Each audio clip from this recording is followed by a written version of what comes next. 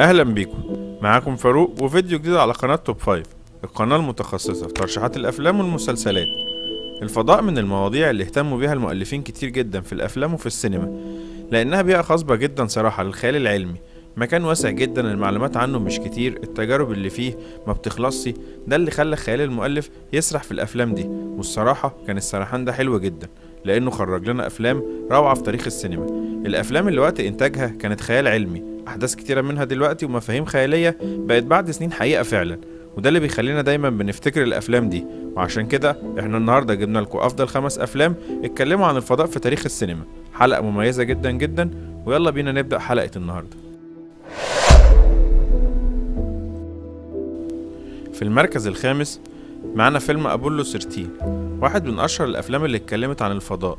المميز في الفيلم ده هو أبطاله زي توم هانكس وكيفن باكون وإيد هاريس وأبطال تانيين كتير، الصراحة كانوا مميزين جدا. الفيلم المبني على أحداث حقيقية بيحكي عن رحلة سفينة الفضاء أبولو 13، واللي كان حظ الرحلة دي أصلا من الأول وهو وحش جدا، وده هتشوفه في أحداث الفيلم. مهمة أبولو 13 كانت واضحة من البداية، وهي الدوران حوالين القمر والهبوط على سطح القمر، واللي فعلا اتحقق، وبكده المهمة تبقى خلاص نجحت بنسبة 100%. بس باقي أهم حاجة في المهمة، وهي عودة الطاقم المكون من لوفيل وهيسا وسوجرس، اللي بداية حظهم الوحش أصلا إن رحلتهم ما كانتش أبولو 13، لأ دي كانت أبولو 14، بس اتقدمت عشان خاطر يشوفوا إيه اللي هيحصل لهم ده. يا ترى بقى هيقدروا يرجعوا تاني من المهمة دي ولا لأ؟ كل ده هتعرفه في أحداث الفيلم الروعة ده. He'll be home on Friday. Flight me, I've lost the radio contact. Econ, what's your data telling you? It's reading a quadruple failure. That can't happen. It's got to be instrumentation. The ship's bleeding to death. This rate, we're going to skip right out of the atmosphere, and we're never going to get back. We're looking at less than 15 minutes of life support in the Odyssey. We never lost an American in space. We're sure as hell not going to lose one on my watch. Odyssey, do you read me? How long does it take to power up the LEM? 3 hours by the checklist. We don't have that much time.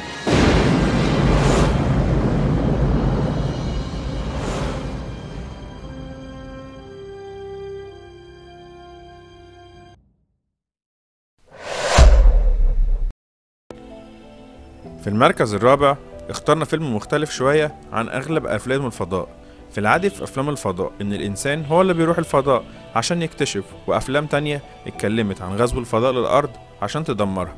بس الفيلم المختلف معانا هو فيلم Arrival، الفيلم اللي بيحكي عن نزول 12 سفينة فضائية للأرض وفيها كائنات فضائية، وده اللي خلى الحكومات في العالم تقرر إنها تتعاون مع العلماء عشان يعرفوا إيه اللي خلى المركبات دي تنزل الأرض في فترة واحدة، وهو مش معروف أصلا هل هم مسالمين ولا مش مسالمين، مش مفهوم سبب الزيارة دي.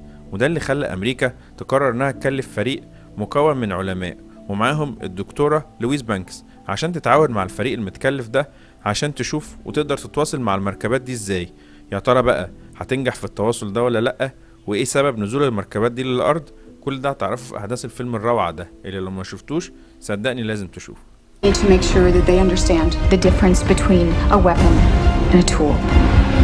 Language is messy and sometimes one can be both. Are you dreaming in their language? It's possible they're prodding us to fight among ourselves. This is just a way to force us to work together for once. It's more complicated than that. How is it more complicated? Russia just executed one of their own to keep their secret. Got 21 hours Before they start global war. So how do we clarify their intentions? I go back in. Why does this feel worse?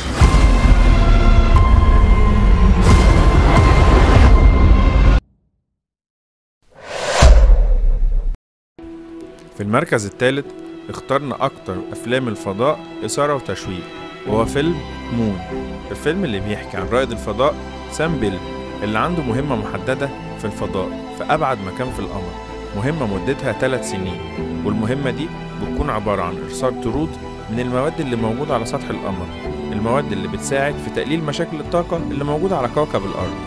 والصعب جدا في المهمة دي إنها لمدة 3 سنين، بس ده مش الصعب اللي فيها، الصعب اللي فيها أكتر إنها لمدة 3 سنين مفيش أي حد تاني معاه، مفيش حد معاه في المهمة غير روبوت اسمه جيري، المسؤول بقى عن إدارة القاعدة الفضائية دي، وكمان المسؤولية الأكبر بتاعته هي سلامة بيل. مهمة صعوبتها الصراحة في الوحدة اللي هيعيش فيها طول الفترة دي. بس بعد ما عدى وقت كتير جدا من المهمة بدأ بيل بقى يشك في كل حاجة حواليه، وبدأ يشك انه اصلا مش لوحده، وبدأ يشك في المهمة ذات نفسها وفي جيري وفي كل حاجة. يا ترى بقى ايه اللي حصل له خلاه يشك في كل ده؟ كل ده هتعرفه في احداث الفيلم الروعة ده.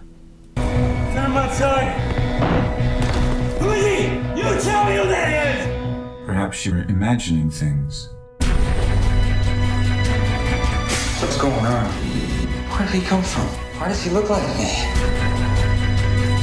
You've been up here too long, man. You've lost your marbles. 2 weeks, 2 weeks, 2 weeks. I don't understand what's happening. This is my mind. I want to go home. I know.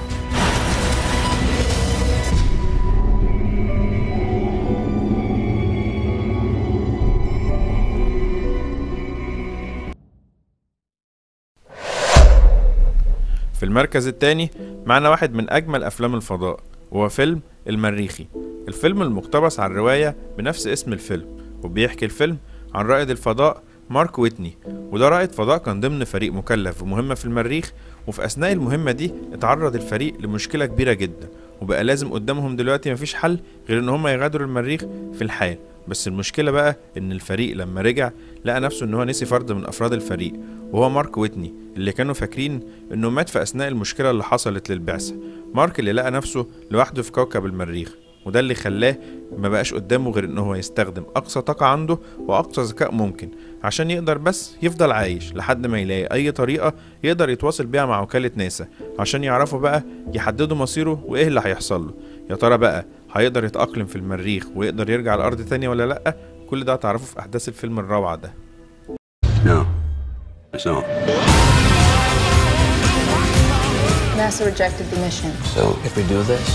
We're talking mutiny. If anything goes wrong, we die. Do you realize how crazy this is? We had no other option. No matter what happens, tell the world,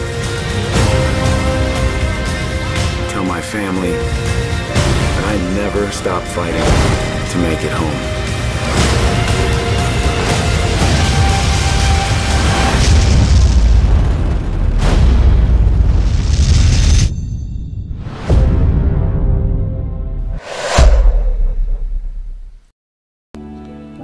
في المركز الأول واحد من أجمل أفلام الخيال العلمي في تاريخ السينما، اللي من إنتاج 2014 واللي مبني على معلومات فيزيائية دقيقة جدا.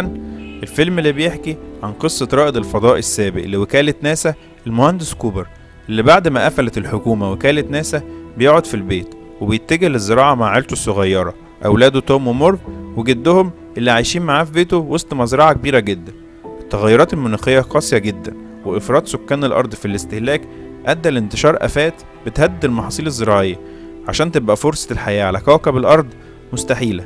وده بيخلي كوبر يوافق يطلع مع بعثة سرية هتروح في مهمة للفضاء في محاولة لإنقاذ البشرية والبحث عن كوكب صالح للحياة. السفينة اللي بتحمل 500 من الأجنة البشرية المجمدة يا ترى هتعمل إيه وإيه اللي هيحصل لها؟ ده اللي هتشوفه في أحداث الفيلم الروعة ده، اللي يستحقه بكل جدارة إنه يكون هو معنا المركز الأول.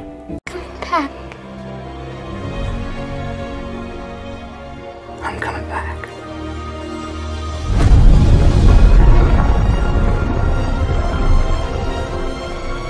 We must reach far beyond our own lifespans.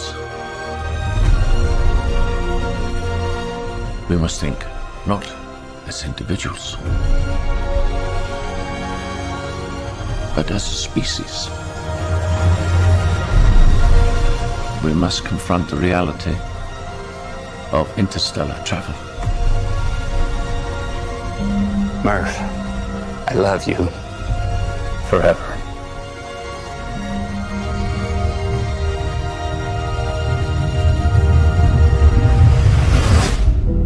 لو ترشيحاتنا عجبتكم اعمل لايك للفيديو واكتب لنا رأيك في الكومنتات، ولو لسه مش مشترك في القناة اشترك وفعل الجرس واستنى كل جديد. خلص الكلام، سلام.